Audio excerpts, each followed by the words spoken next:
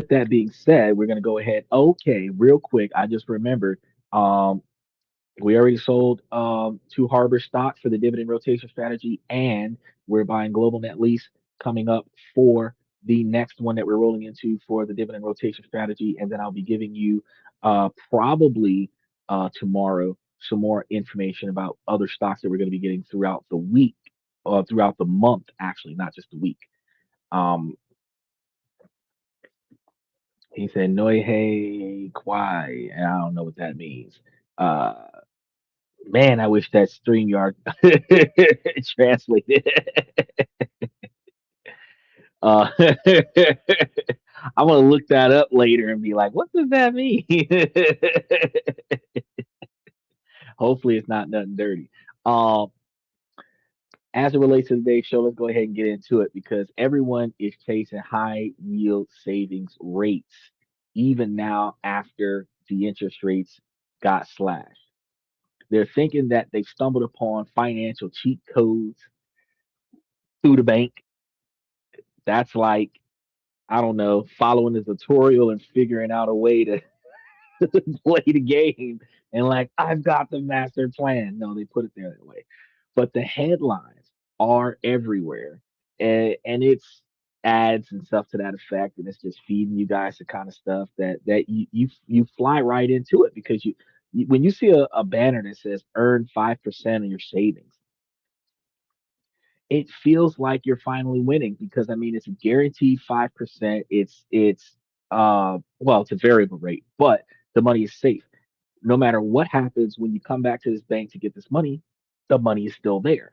So when you're seeing 5%, that's a good deal because you never have to worry about walking unless the bank goes under. You never have to worry about walking into your bank and there's no money there, right? And for years, your savings accounts did nothing, earning a laughable 0.01% or less. And now you're getting a real return. So you moved your money from a big traditional bank to an online high yield savings account, which is what everybody's starting to do with the fintech or in HYS.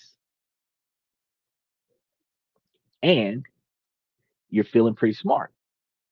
You've seen that interest payment hit your account every month and it feels like free money. It feels like a reward for being financially savvy, right? What if I told you that for every $10,000 in that high yield account, you might be slightly losing hundreds, even thousands in real wealth each year? What if that feeling of being smart is just a carefully crafted illusion? There's a hidden trap that banks are more than happy for you to fall into because they are counting on you to fixate on that big, shiny 5% number so you don't look any closer at what really is happening to your money. The truth is that 5% is a distraction, it's a financial sleight of hand. By the end of the night show, you won't just understand the trap, you'll see exactly where your money should be to actually grow. Thanks to a powerful triple tax advantage strategy that most people completely overlook. So I want you guys to stick with me because what you're about to learn is the difference between treading water and actually building wealth. Look, let's get one thing straight.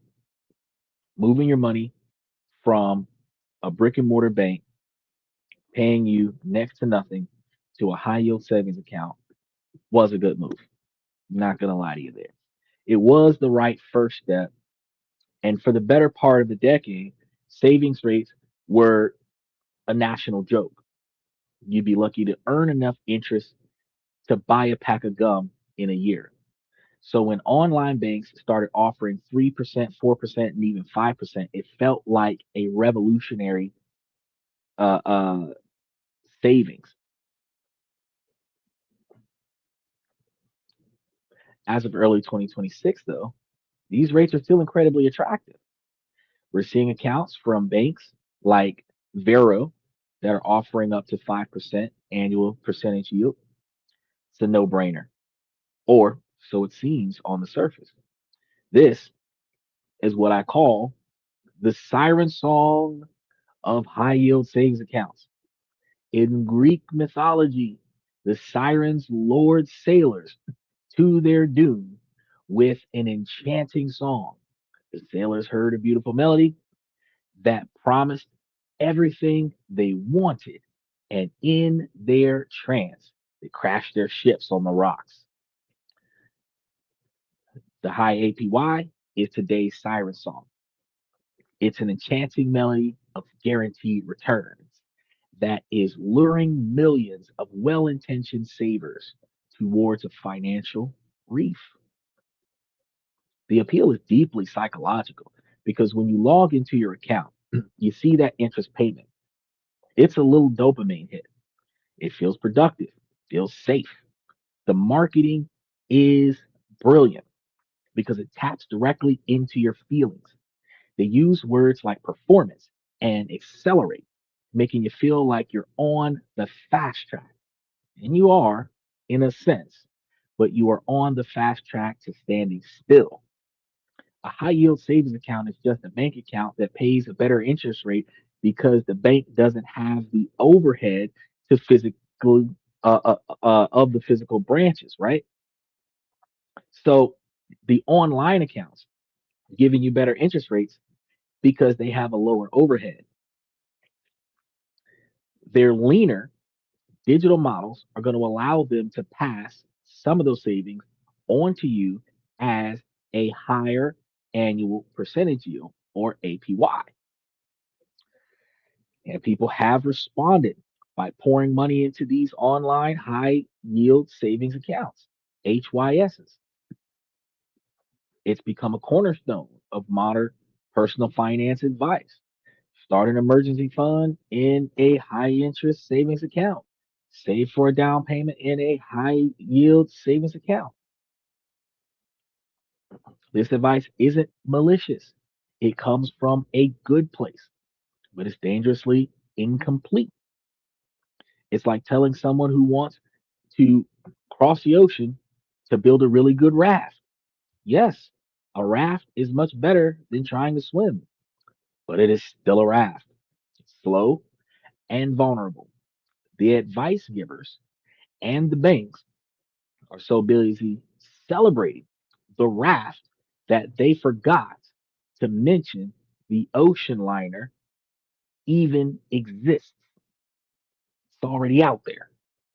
Nobody's using it. You did the right thing by getting on the raft, but now you're floating, listening to the beautiful 5% song while the storm of taxes, inflation, and lost opportunity is brewing. So let's tune out the music and look at the storm clouds gathering on that horizon. It's time to unmask that trap. Okay? So let's peel back that shiny 5% sticker and see what's really underneath it. The hidden trap isn't one big thing. It's a series of silent forces that relentlessly eat away at your money and its real value. Think of your high yield savings account as a bucket you're trying to fill. 5% interest is the faucet dripping water in. But what the banks don't advertise are the holes in the bottom of the bucket. So there are three big holes at the bottom of this bucket: taxes, inflation, and opportunity costs, especially opportunity costs. Now, the first and most immediate holes going to be the taxes, especially since we're in tax season.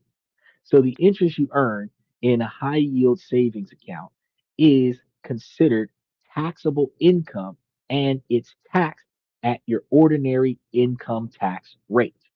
So this is going to be huge. I'm going to say it again. It's taxed at the ordinary income rate. not the special interest rate that we get from buying and holding on stock options.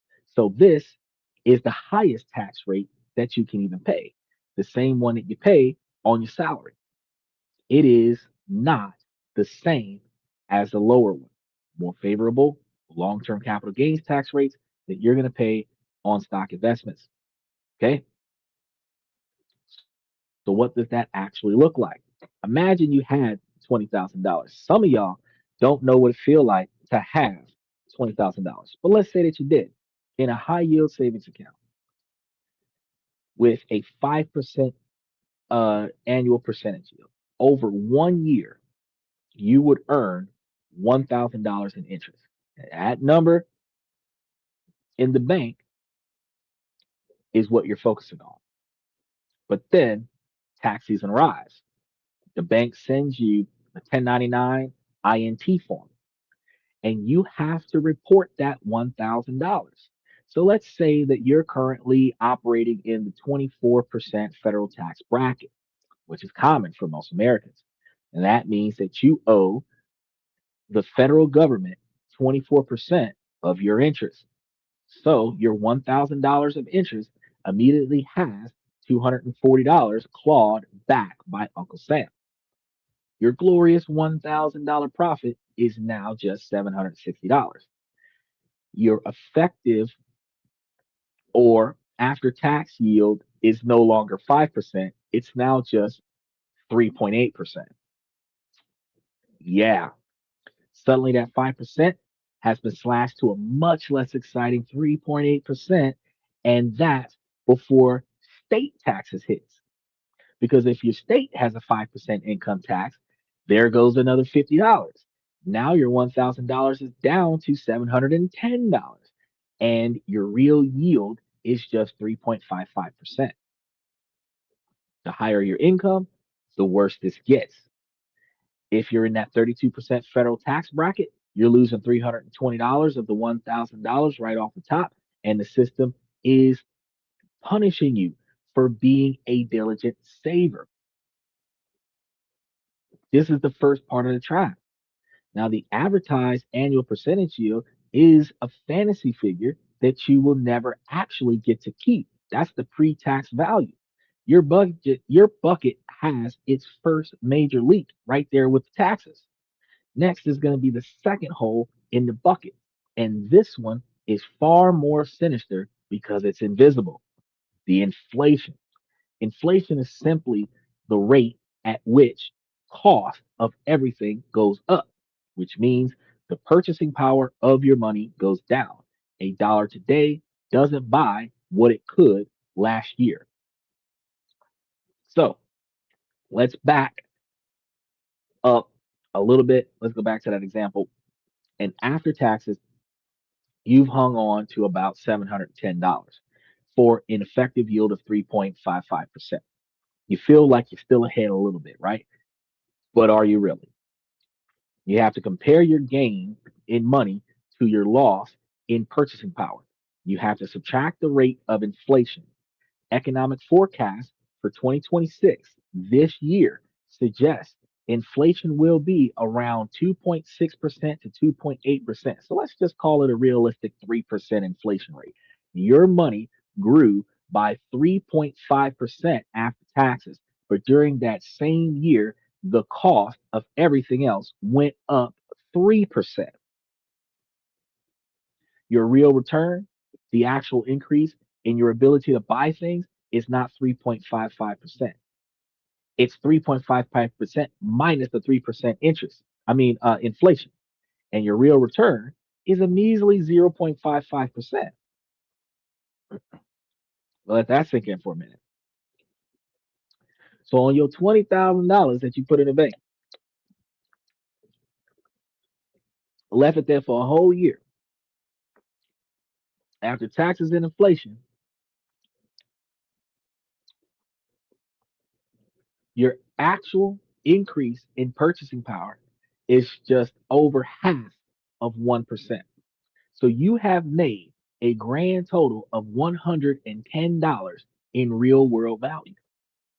You went through all the work of opening and funding the account, for the monumental gain of $110 in real world purchasing power over an entire year. That's not even $10 a month. What happens if inflation runs hotter? Say at 4%. Your after tax return of 3.5% means that you're losing purchasing power. You are actively getting poorer. This is the definition of a financial treadmill. The bank is perfectly happy with this because they're using your $20,000 to fund loans and mortgages at much higher rates, making a handsome profit. They give you some small pieces of it, which is then eaten up by taxes and inflation, and they keep the rest. So your bucket isn't just leaking, it's practically draining.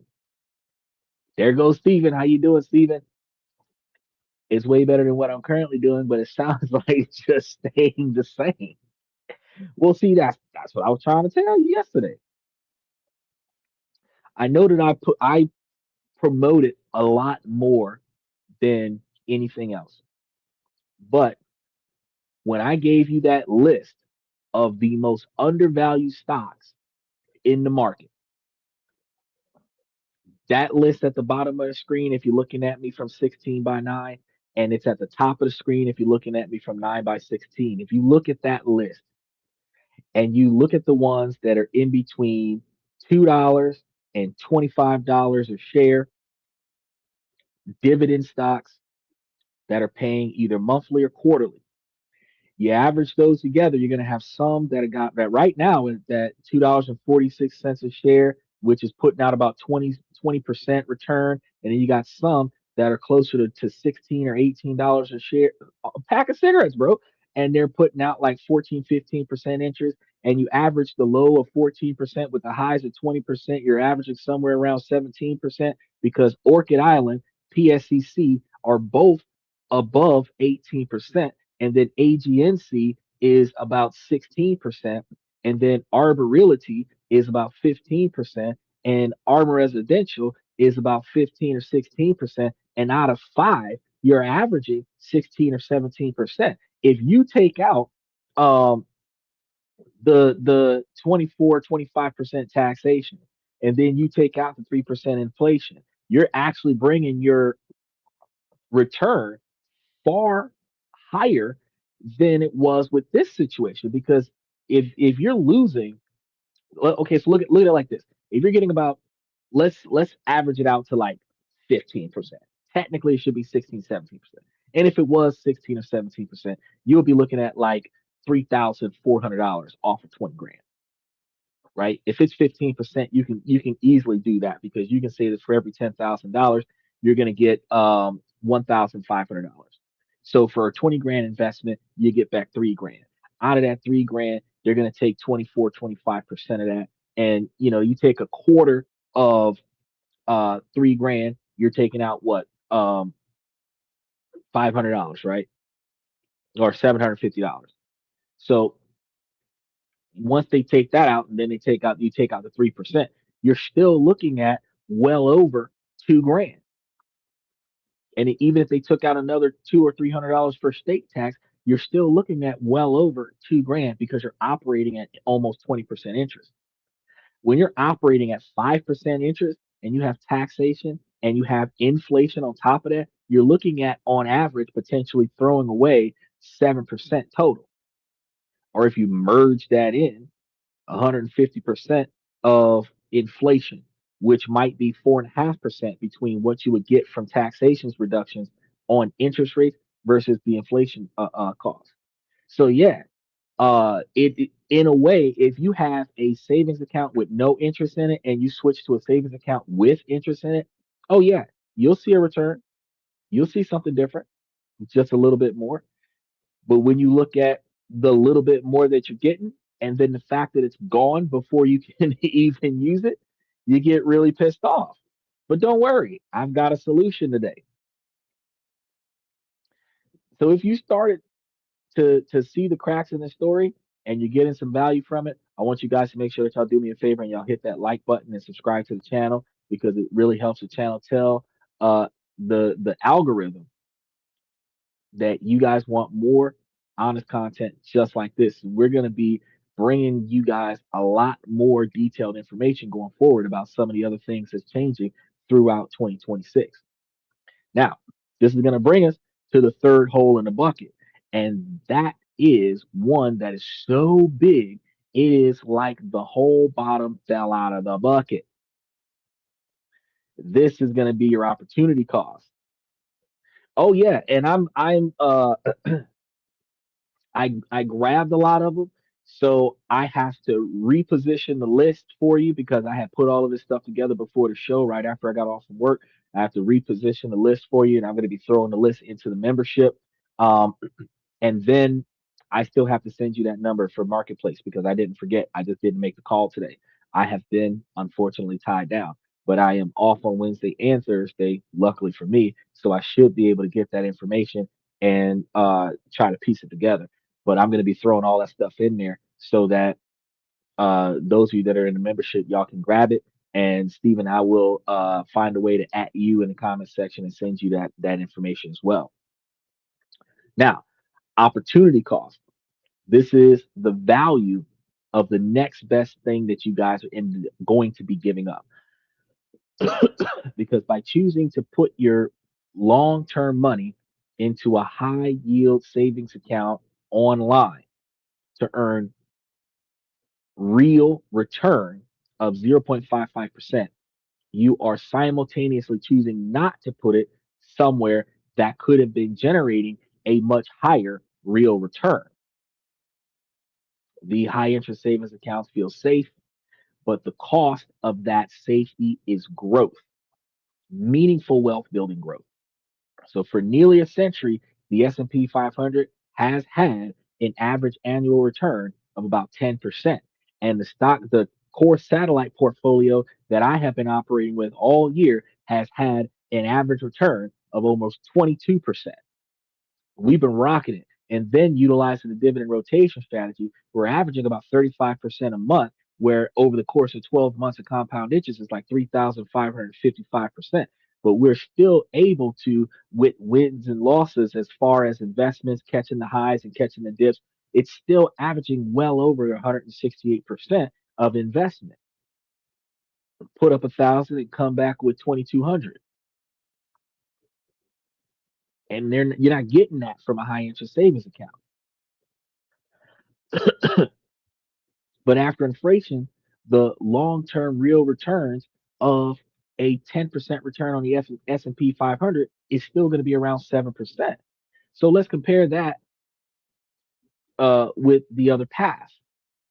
Over 20 years, $20,000 path A is going to be safe, high interest savings accounts. Path B is growth with the S&P 500 index. Path A is going to give you a generous return, it'd be like 1% of real world after taxes after inflation return. After 20 years, your $20,000 is going to feel like $24,403. Now, your real increase of wealth was about $4,400. Something like the S&P 500, you throw that same $20,000 in, the 7% annual return after taxes after inflation is going to be more to the magnitude of $77,393. So you've increased your real wealth over the same period of time by $57,000. So the difference is going to be over $52,000. And that is the opportunity cost that you miss out on by playing it safe. Instead of buying and holding cash dividend accounts that are going to pay you money monthly and quarterly combined in your portfolio, you're instead letting it sit in an online high interest savings account. And I haven't even talking about the God forbid they charge you a fee to withdraw your money. But that is the shocking amount of money that you end up leaving on the table by choosing safety for your long term funds. This is the real trap. The bank sells you a high yield that nets you $100 a year while distracting you from the bullet train to wealth creation on the next platform. They are taking your safe money and they're doing exactly what you're not doing. They're lending it out for mortgages at 6 and 7%, earning market returns for themselves that you're not getting. And then they're going to give you that tiny 0.55% after taxes and inflation for your real return. Your pocket is enormously different than their pocket. Their pockets are deep. They money run long. If your money was holding conversations, you wouldn't have much to say. You are funding their growth doing that, not yours. And the trap is that they've convinced you that you're not capable of earning those returns for yourself, but you are. You just need the right vehicles. So if a high interest savings account is a leaky bucket, where is that bullet train? Because we've got a lot of stuff going on here because it's an account that you guys have probably heard of because we talked about it yesterday, but not too many people know what it is or how to mess with it. It is a health savings account or HSA. We're going to get into that. With a dividend account, you can set up an automatic reinvestment profit. That is called DRIP. It's a dividend reinvestment profit. And yes, you can. Where every month or every quarter, instead of it just going into your stock portfolio and sitting there for you to manually reinvest it, it'll automatically put it in there for whatever shares that you have. If you want to automate your investment opportunity, that's the best way to do it. But if you wanted to control your investment opportunity where you watch the dip and you buy into the dip, getting more shares at a cheaper price so that when the value goes up, you get growth for your overall stock portfolio, but the number of shares is paying your dividends. And that's a good way to do it. He said, I've never had stocks before besides my Roth 401k, which is an S&P 500 index. Right. And the difference between an S&P 500 index and what I've done with you, because I've got these stocks, but then I've also got these stocks over here. I've actually selected almost 50, 35 or 50 stocks that are everything from growth stocks like Tesla, Oracle, and Johnson and Johnson. We got Coca Cola, Shell, Chevron, Exxon. I got all of the best ones. Starting from the lowest, cheapest ones for somebody who's just starting to invest, all the way to the big daddy ones, the ones that's been around for generations. All the stock options that I grabbed for you are blue chip stock options. BBAI is one of the only ones that's less than 10 years old, and that's a growth stock. But all the rest of them, Oracle is part of the TikTok sale that's trillions of dollars of American budgets that's about to happen, right? So I grabbed the behind the scenes companies and I put them all together into a portfolio that you guys can utilize where you just put your money up there, you buy it, you hold it, and you do nothing. It's going to pay you every month or every week. If you do drip, like you're talking about it, reinvest it back in, you don't got to mess with it. So whenever you add to the principal and then the dividends add to the principal, which increases your growth faster. If you don't want to do the drip, you can control when you put the money back into it, which means that if they give you a payout and then you have a financial emergency of some sort, because the money is sitting there, you can just deposit it into your bank account and use it instead of withdrawing money out of your savings account or closing out a stock option or anything to that effect because it's paying you. So if you put 20 grand into a stock market account at 18% interest on average, and you're getting almost $4,000 a year back on that, and say you need something, a few $100s a month, say you need some new tires for your car, you're looking at your phone like, I'm about to get my payout this month. You can just put that into your bank account and take that and go buy your tires instead of having to take your bill money off your paycheck and go buy your new tires for your car. You could be looking at how you need $2,500 for your transmission. Well, your quarterly is about to happen. Just wait for that and go get your transmission done with that and not impact your paycheck, not impact your standard day to day operation. You can, if you budget your life correctly, ironically use a dividends paying stock option as a second form of income that could potentially be your emergency fund because as it gets deposited, you need it, you use it, and it's not impacting the principal. If you got a mortgage, car loans, stuff to that effect, you're paying on loans with your stock portfolio. Now it's not coming out of your paycheck. You're paying on loans. Guess what? Guess what? Deduction. They call that a tax blanket because any capital that goes towards paying off a debt, that's a deduction. So you want to mortgage a $500,000 house and then take all your profits from your stock option and pay off your house. Now you're not paying for taxes on your stock option. You're welcome.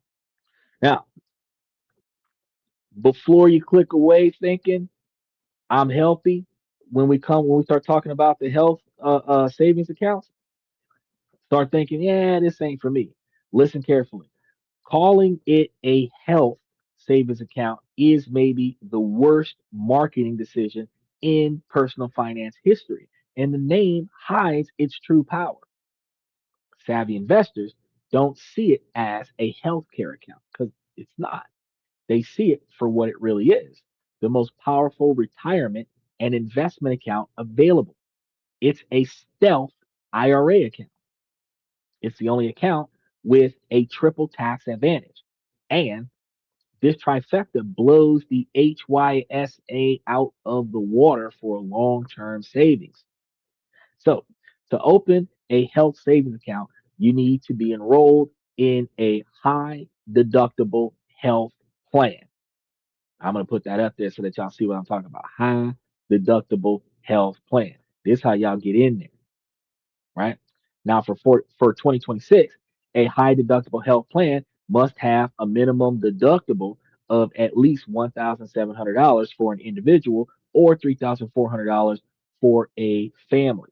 Now, for many younger, healthier people, a HDHP has much cheaper monthly premiums, and the money that you save can be funneled directly into your HSA.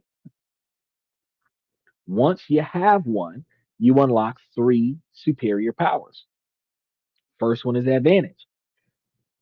Your contributions are tax deductible on this, which is not the same as throwing your money in a high interest savings account. It is not tax deductible in a high interest savings account, but it is deductible here.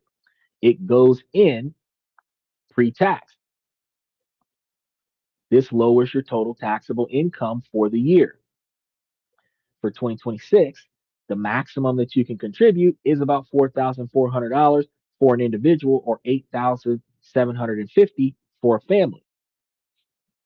Yeah, it's when they limit how much money you could put towards it, that's because it's a massive benefit and they don't want you to overkill and cheat the system. So if you're in that 24% tax bracket and you contribute the max of $4,400, you're instantly saving $1,056 in your taxes for the year that you do that in. It's a guaranteed 24% return on your contribution before the money does absolutely anything at all. So with a high interest savings account, you have to earn the money and then pay taxes on the money that you earned and then deposit it. The HSA wins from the start on the first advantage. Second advantage, your money grows completely tax free. Now, this is the part that most people miss. The money in your HSA doesn't have to sit in cash. The best HSA providers like Fidelity and Lively. Now, I'm going to throw these up here for you so that you see them. They let you invest your funds in things like low cost S&P 500 index funds. So instead of just running and grabbing the S&P 500 index fund, you go and grab you a health savings account and let that grab your S&P 500 index fund tax deductible, tax free. All of the growth, dividends, capital gains is 100% tax free here forever. Unlike the high interest savings account interest, which is taxed every year, the growth in a health savings account is never touched by the IRS. Then the third advantage you get, Your withdrawals are tax free. The final piece of the trifecta. When you take money out, and I got to be clear with you, for qualified medical expenses, the withdrawals is going to be 100% tax free. So this includes those doctor visits you got to pay for, prescriptions you got to pay for, dental, eyeglasses. My glasses are $805 a piece. That is fantastic. And even Medicare premiums in retirement. The list is huge of the things that you don't pay taxes on when you put the money in there, benefit from the growth, and then put it towards your health and medical expenses that you're paying for anyway. So let's recap. You put your money in a pre tax, getting a tax deduction situation. It grows tax free for decades, and then you take it out tax free for the medical costs that you're already paying for anyway. It's the only triple advantage account that exists. But you're thinking, it's only for medical expenses. What if I need something for something else? This is going to be that master key. After you turn 65, you can withdraw money for any reason at all. If you put it, if you pull it out for a non-medical reason, it is just taxed as ordinary income, exactly like a 401k.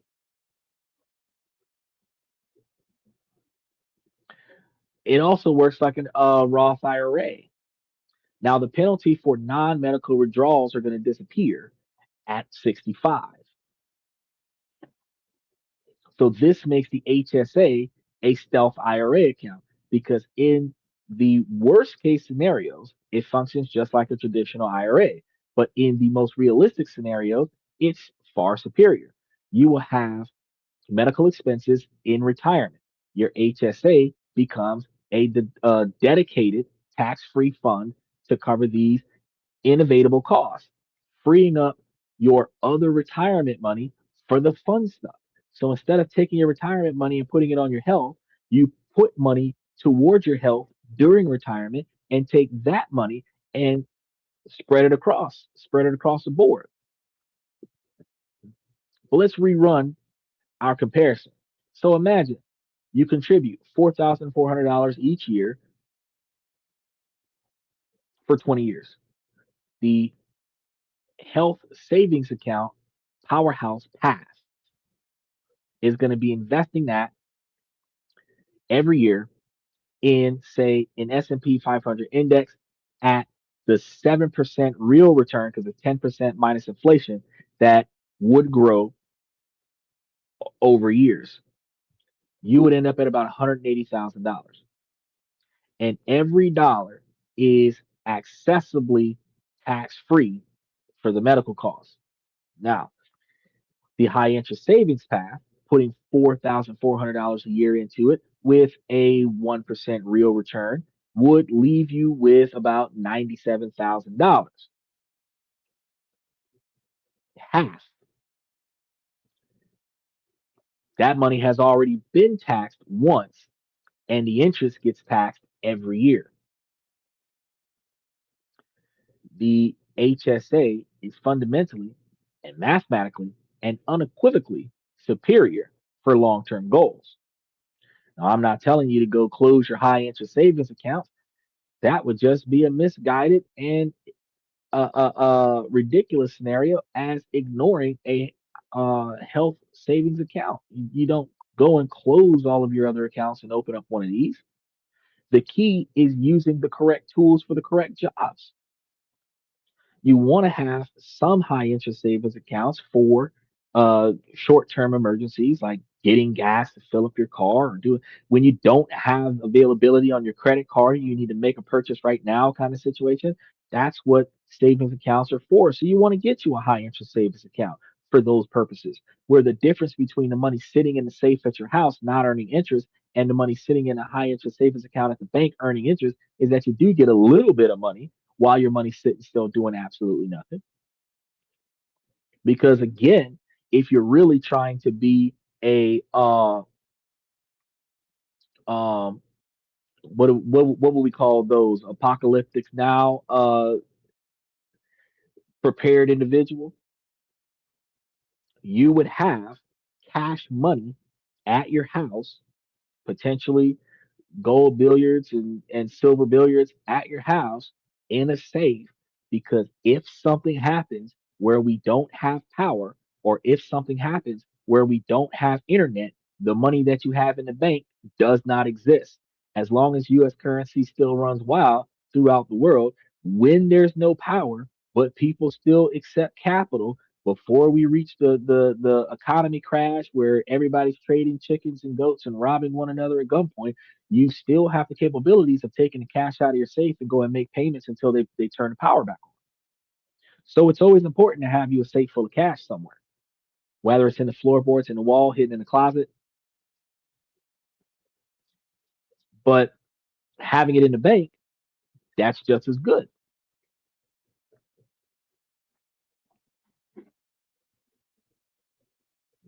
A hammer is great for a nail, but terrible for cutting wood. Just trying to say it. I really just want to put a few months of emergency funds in a highest interest savings account. You can. Um, the job of a high interest savings account is for just that. That is one of the tools that is used for short term liquidity and safety. It's the perfect place for two things: your emergency fund for 3 to 6 months of living expenses, which is what you're trying to accomplish. And this money's job isn't supposed to be to grow, which is why you're not sitting there trying to flip it in like 20% interest situations. Its job is just to be there when you need it, just in case, few pennies on top. Short term savings goals is going to be another way you're going to use this. Saving for a house in the next 1 to 3 years, a wedding in the next 3 to 9 months, a car. That's a high interest savings account ability to protect your principal from market risks. But the job of a health savings account, oh yeah, the health savings account is a tool for your long-term tax optimized growth. And this is where you put money that you don't plan on touching for at least 5 to 10 years, preferably decades, in a position where its job is to be your stealth retirement account and your weapon against taxes and inflation. Now I know that you are asking, uh, which ones do we grab? And that's one of the things I want to make sure that I answer that question. But I also want to make sure that I put that list together for you after the show so that I can provide it to you. So, real quick, high yield savings accounts in 2026. Oop, not there. We got to go further down the list. Man, I was doing some digging for you, buddy. I was doing some digging for you. Go further down. I know we waiting on the internet to catch up to me. So, specifically for companies that are doing the health savings account, this is going to be your list. And then I'm going to give this list to Twitter as well. So give me a second to give this to Twitter. I see all over there at Twitter looking at what we got going on over here.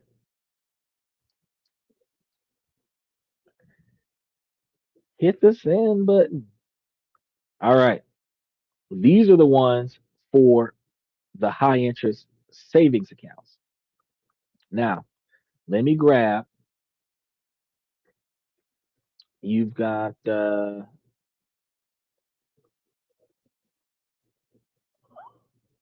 these three. We've got Discover Online Savings, SoFi Checking and Savings. These are some that are decent for savings, but I got some better ones for you. But I just wanted to make sure that I put these up there as I go down the list of ones that you wanted to see as places to go to get your money. Now, as Fidelity, Fidelity is like the highest one to grab. Lively, Health Equity, Equity, and HSA Bank. Did I put those up there in the list?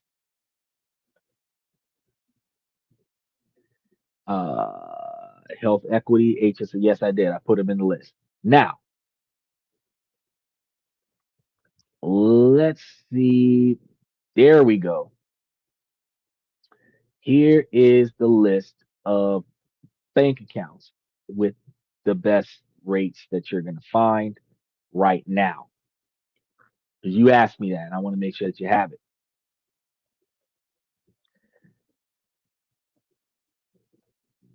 Jesus, this is a long list.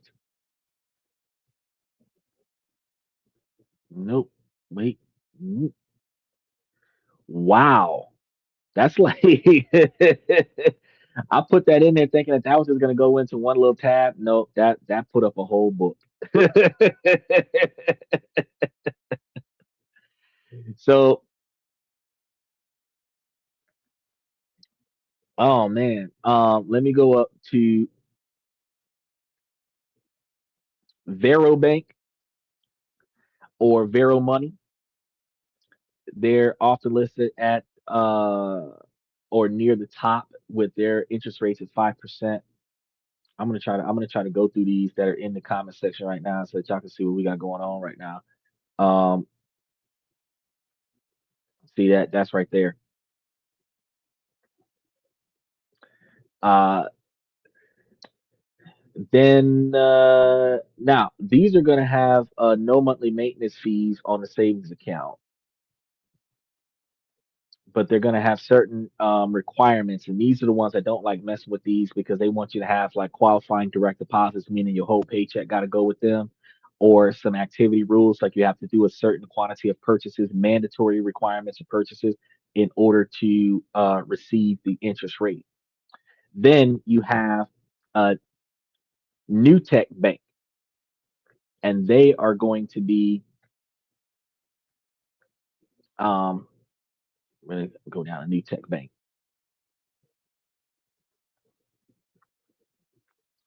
They are going to be regularly cited among the highest rates around the mid 4%. I told you they're going down. And on the national list with online accounts opening and no ongoing monthly fees for standing and high yield savings. Then you have Axos Bank or Axos One high yield savings account. They're operating low to mid 4%, combined with no monthly maintenance fees, low or no minimum to earn rate, and a strong mobile banking system. Woo. Then we got to go even further down. All right. Open Bank high yield savings account. That's actually what's called Open Bank.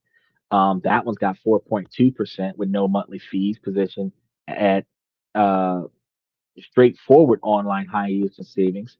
Then Synchronic Bank, where they have a high 3%, no monthly fees, and ATM access for withdrawals, which can be useful compared with some online only competitors that would require you to wire it back to a brick and mortar company and then use it. Capital One 360 Performance, often recommended as the best overall, but that's not 100% all the time, but it's a good pick because of its competitive APY of around mid 3%, which is not because Capital One also exists as a credit card. They have no monthly fees, no minimum balance on the account in order to get the interest, and the combination of a good app plus nationwide branches and cafes that you can access to take the money out. And then Alley Bank online savings, commonly appearing on best of list in 2026 with a competitive rate of same as Capital One, uh, low to mid 3%, no minimums, strong app usage, and useful saving tools like goals buckets. So those are the banks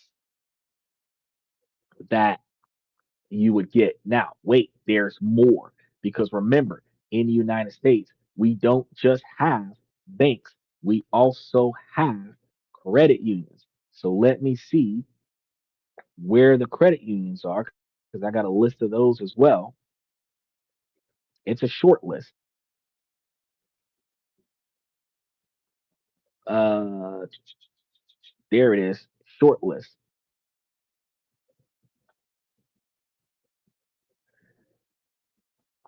Hopefully, it doesn't give y'all like a boom. There it is, right there. Oh, it's a boom. That's a lot of space. These comment sections is looking thick as hell. Hey, damn, somebody's writing paragraphs on the show today. All right. Um, wait, where is it? All right, we're gonna see. We're gonna try to slide through it. Now, for credit unions, we've got PenFed Credit Union. They frequently appear as one of the best high interest savings accounts. They've got good premiums, typically pays rates well above the national average with broad membership eligibilities. Digital Federal Credit Union is often cited for very high interest rates only on the first slice of savings. So if you put up $1,000, that's where the money will be, and then everything after that is going to be a much lower standard rate above the cap.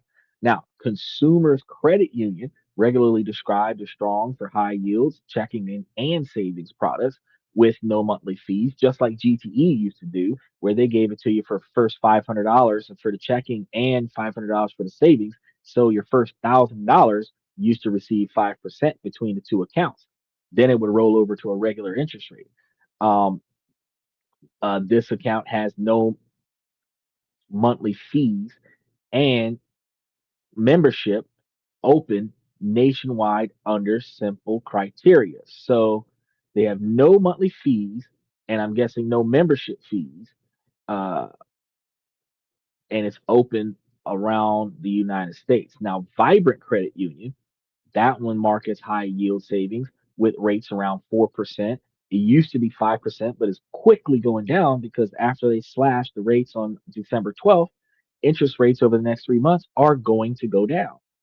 um, but they're going to be on a set limit as well, significantly higher than the average bank and a lot of the credit unions, where you have a pretty decent savings rate. So those are some of the ones, Stephen, that you can use to make yourself more successful with building yourself an emergency fund.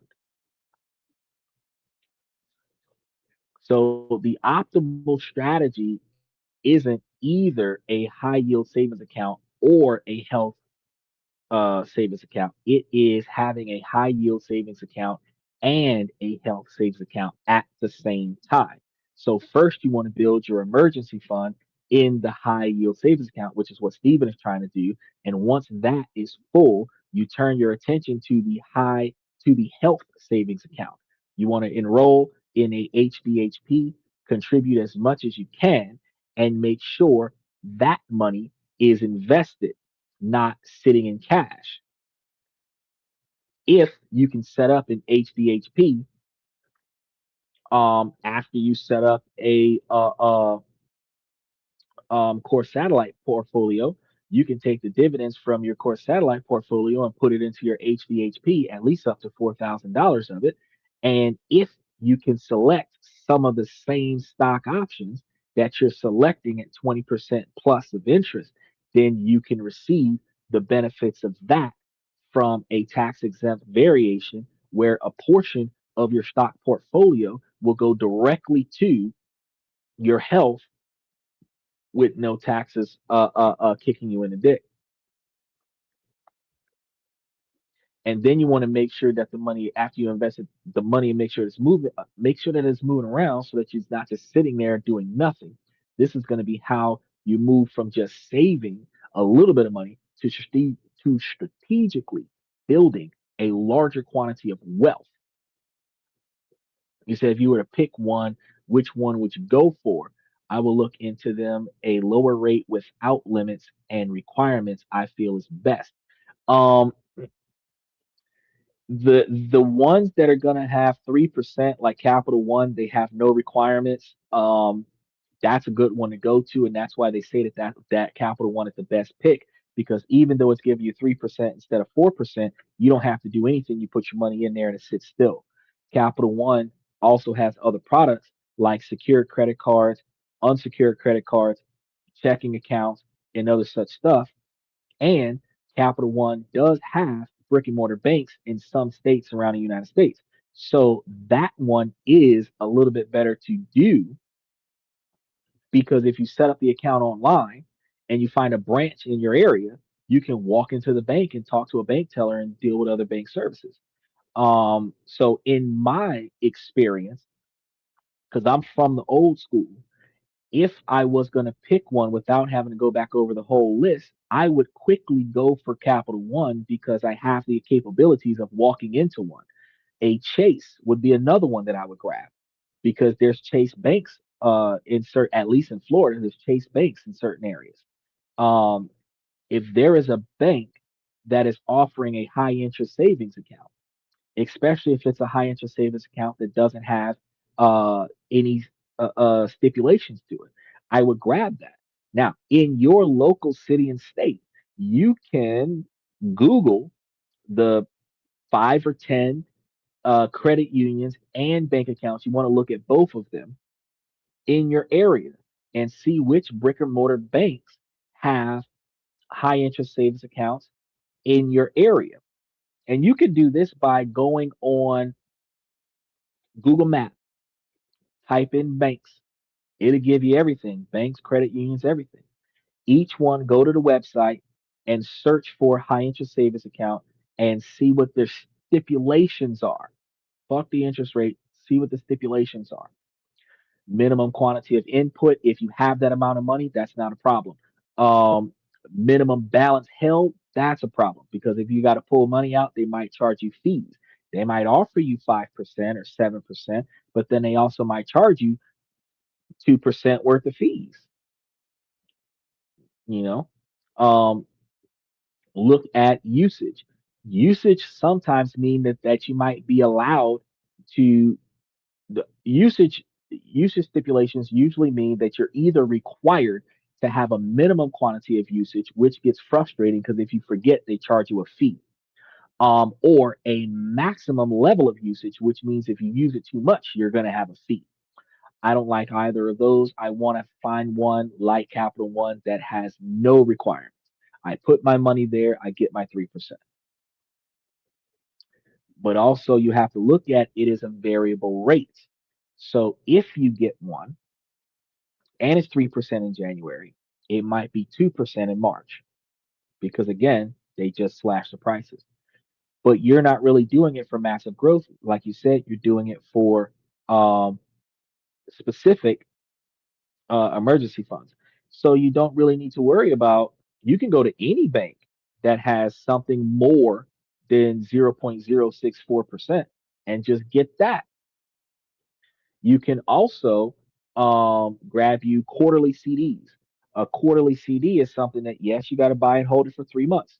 But if you were to buy a quarterly CD, I was talking to Dylan about this before. You go to your local branch, any one of your banks, and CDs sometimes have better interest rates than high yield savings accounts. You get a quarterly CD, 3 months. I'm going to give you my money. You're going to hold it for 3 months. They're going to give you money back with interest. Now, if you get that quarterly, you get a quarterly every month for 3 months. So that's three accounts. And then every month, one of those quarterlies is going to be releasing you some money, and you will be able to reinvest it if you don't need it, and then continue to rotate them out. Where every month you're getting a return back, and every month you're putting it back in. It's going to change interest rates as the interest rates change when it matures. However, if you don't need money for 95 days, you are pretty much guaranteed to set up 3 different accounts and get paid off of each one of them. And if you're doing that with $10,000 per account and you find 5% return for the maturity of that 3 months, you're getting 5% back off of 3 months. You pull that off 4 times in a year, You get back what, 500 to $1,000 every 3 months, and you that 2,000 to 2,000 to 4,000 every year. You're doing good because it's on every time you open the account, let it ride, and then close it out. You can do that. So specifically, if you're just trying to get you a high interest savings account, I would just go grab me a Capital One account because I want to be able to walk into the bank and talk to somebody. It is okay for us to lean into technology, but one of the problems you have with technology is that technology requires customer service, and customer service over the phone typically redirects no expected offense to a country that is not the United States, where they are so busy trying not to provide you with any type of service or compensation that they put you in a fuck you mentality because they're not willing to fix your problem. And you would get your problem fixed if they would just put you in an American branch, but they don't. They send you overseas and then you're stuck and then you're not satisfied. So get you one that you can drive to in your car and take whatever high interest rates they have to offer. Because there's 8,000 plus financial institutions in America, and close to half of them are credit unions and the rest of them are banks. Just grab one near you. You should have a bank on every block in between three gas stations. Matter of fact, when you think about it, where there's a bank, there's a McDonald's, a Burger King, a gas station, and a hotel. You never see a bank in the middle of nowhere. You'll see a bank in downtown right next to the courthouse because that's people need money. Might not be your branch, but if you're trying to start an account, doesn't matter. Grab a bank that's convenient for you. Matter of fact, if you see an ATM machine, you go to the store, you go shopping, you wander around, you do your stuff. What's the name of the bank on the ATM machine? That's the person you want to do business with because that makes your ATM withdrawals free. Every bank does free ATM withdrawals with their branch. So it doesn't matter if you've got a Regions, a Fifth Third, um, Bank of America, whatever your bank is, Wells Fargo, doesn't matter, whatever your bank is, their ATMs you withdraw for free. So which banks got the most ATMs in your neighborhood? Go grab that bank, get a high interest savings account from that bank, and then when you need money, because it's linked to probably you're going to open a checking account too.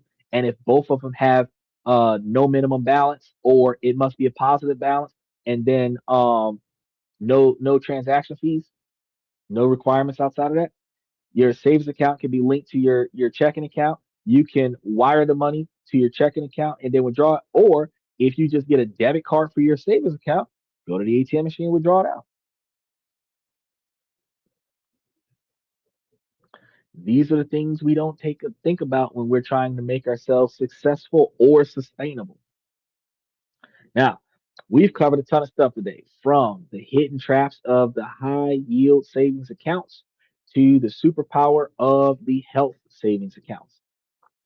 To help you guys put this into action, I'm going to be piecing together this information that I was given to you into a guide, and we're going to be putting all of this stuff into the membership. And that's going to walk you through how to open up the health savings accounts, how to choose the right investments for you, and links to anything that you might need. Also, if you want more of the financial truths that challenges conventional wisdom and the lack of people paying attention to stuff because we're so busy tunnel vision on the water dance instead of paying attention on the water in our bank accounts, make sure that you guys subscribe if you haven't done so already, and then turn on those notifications because I got shows already scheduled through next week. So, the shocking truth that you guys did not know about the high yield savings accounts rates is that they are a very beautiful song that lures you into a false sense of security while your wealth slowly erodes for those individuals that were trying to utilize that path to build them instant wealth. And while everyone is going to be chasing 5%, they're setting themselves up for the guaranteed way to tread water at best. and slowly sink at worst. They're going to be playing the bank's game because the money is in somebody else's hands and they're using that money to flip it to make more money for them.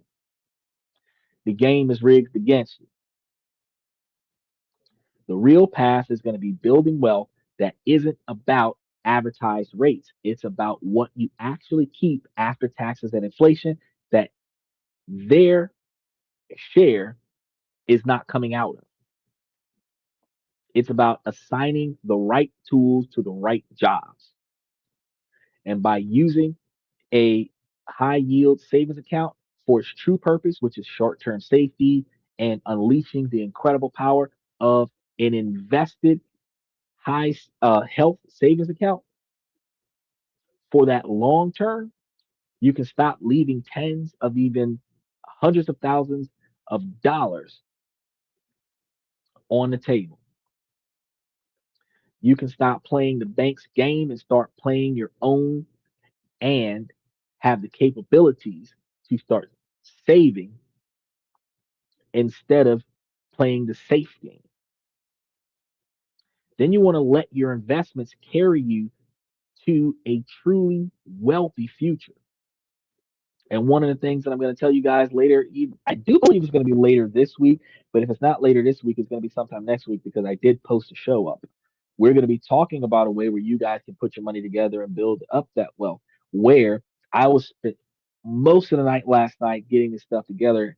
We were finding all of the ways that you guys could single family household, single income household, put away like $500 a month, end up at $1 million in 10 years, 20 years, putting away, you know, we tell you all the time 40,000 a year, but it's 20,000 a person, and you're putting that away, and you're at like $5, $10 million in 20 years, a million 800 900,000 in 10 years, where the interest rates that come back off of those investments are so high that you're sitting on interest of 75 to $100,000 a year, $1 million a year, paying you off the principal where it can be done. Some of the folks that grow up poor in the bottom 25% quartile that are making medium average income, 55,000 a year, 30,000 a year. I can show you how two people with a $30,000 a year income can be a millionaire in 10 to 20. And we're going to put that together for y'all so that y'all can see that the reason why we're poor is because we're wasteful. Because that $1,500 a month worth of discretionary funds, y'all could have been putting that shit somewhere else. And I know what we be thinking when we do this. That thousand out of the 1,500 go to the girl for her personal beauty setup, and the other 500 goes to the guy for hanging out with the guys, drinking, tuning up his cars, video games, stuff like that. And we end up living paycheck to paycheck, month to month. But if you buy what you need and invest what you don't need, you can put your money in places where your money's making money for you. Then, if you want to buy something, you're buying it with the interest, not the principal, so that you don't got to go back out and work for the principal. Because what makes you feel better?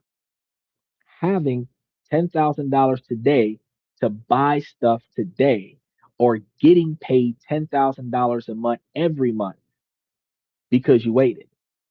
If you had $10,000 one time today to get whatever you want, or invest it where you would have been getting $10,000 a month every month for the rest of your life to do whatever you want, which one makes more sense to you? I think the latter makes more sense to me.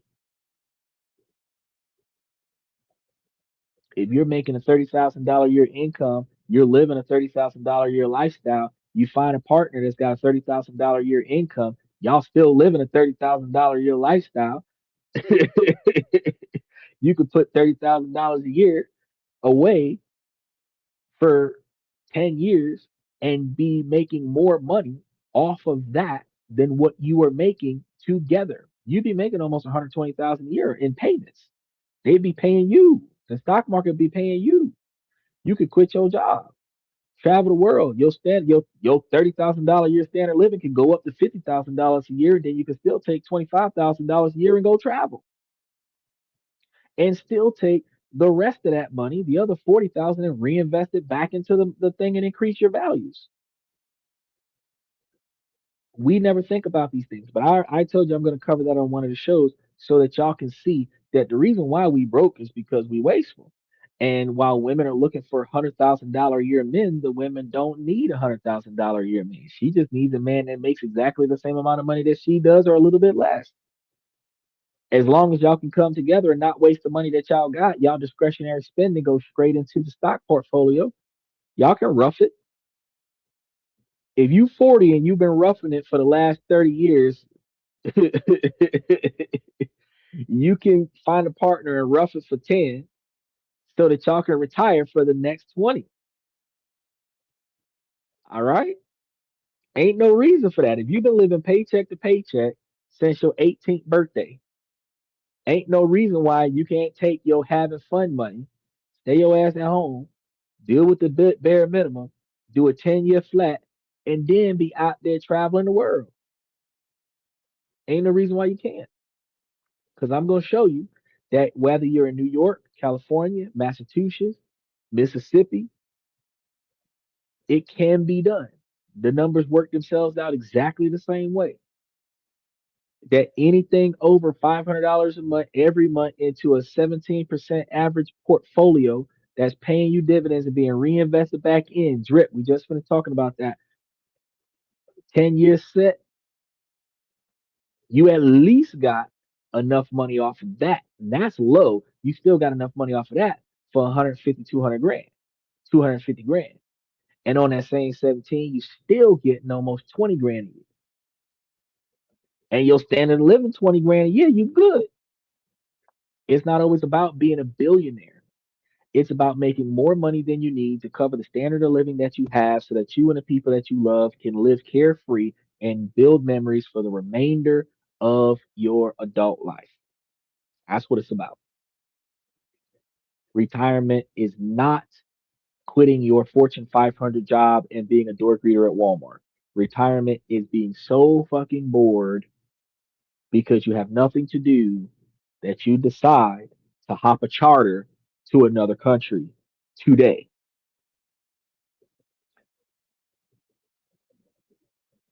How many of us can be that bored right now while we're watching this podcast and say, man, you know what? I'm going to catch a flight in the morning. We just going to go somewhere. We don't got that kind of money. Bro, we be wishing that we could take 3 days off on the road. Those of us that work corporate jobs, Monday was off, Friday was closed. We was excited because the company had to shut down for 5 days in order for us to get 5 days off on the road. But if y'all figure this out, do what Steven's doing, do some research, ask some questions. Y'all gonna find yourselves in a position where y'all can set yourself up where y'all don't gotta do this no more. Y'all don't gotta work for somebody y'all don't like. Y'all don't gotta work alongside somebody y'all don't like. Y'all don't gotta wish that you had enough. The term rob Peter to pay Paul doesn't exist anymore. You got money for Peter, Paul, and Sally, but you got to make some changes. So, with that being said, I'm going to say, ladies, as long as the situation doesn't make sense, I'm going to keep asking you, ladies, to make it make sense. So, ladies, please make it make sense. And then, fellas, I give y'all this information to help y'all become higher value men. If you figure out the things in your life that you believe need to change that are inside of your control and put forth the effort to change that, then you can navigate around the things that are outside of your control. And ladies, while this is a male driven podcast from a male's perspective, you too can make yourselves higher value women by prioritizing what is best for your future, not just simple entertainment. Now, remember tomorrow, Wednesday, we got a new country that we're going to be talking about. I want you guys to make sure that you stay tuned to it. I want to thank you guys for coming to this and that. I'm your host, Xander, where we talk about this, that, and everything in between. I'm going to see you guys.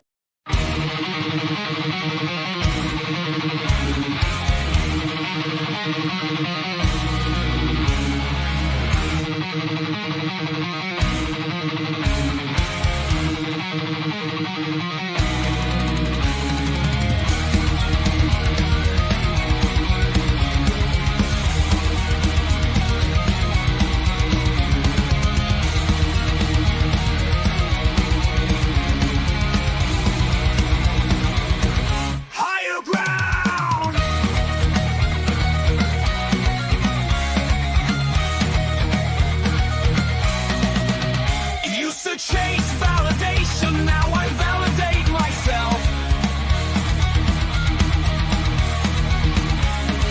Building inner strength, putting doubt upon the shelf. No more unnecessary drama, no more wasted time. Climbing higher, constantly making my own climb.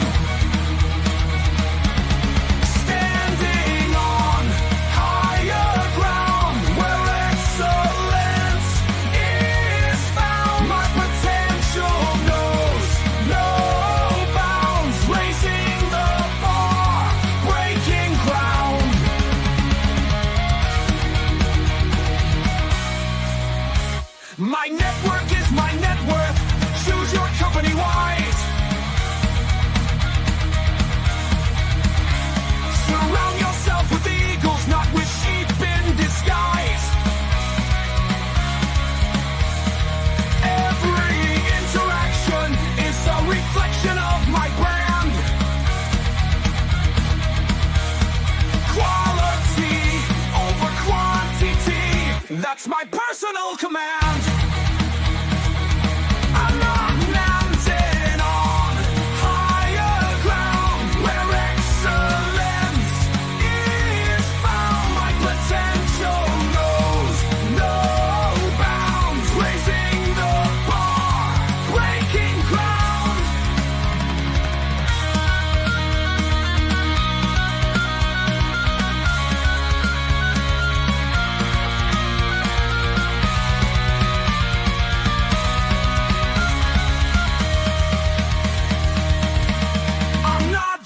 Living, I'm manifesting my vision, cutting through limitations with surgical precision.